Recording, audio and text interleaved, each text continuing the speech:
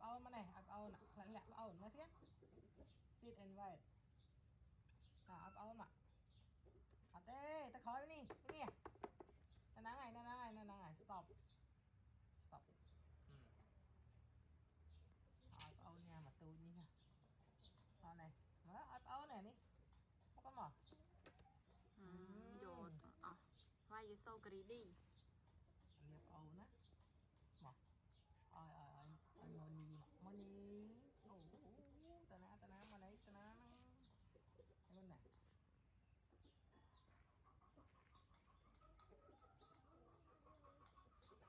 Không về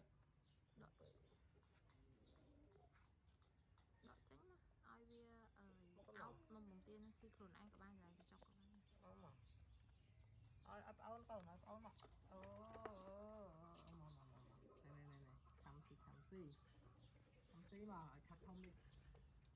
trang ta hồi ôi tầm này bì coi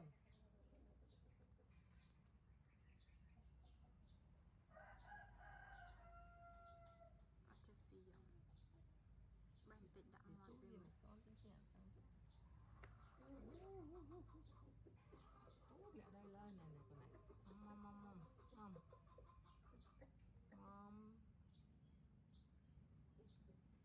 anh đi xin ăn chân đai vậy mà mẹ lên chia đây tỷ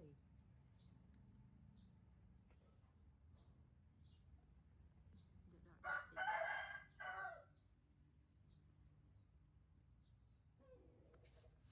hạt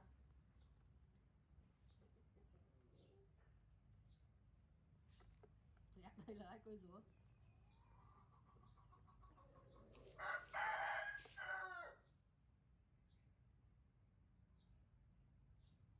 Money đi coi mưa nghe mình không nhiều gì vậy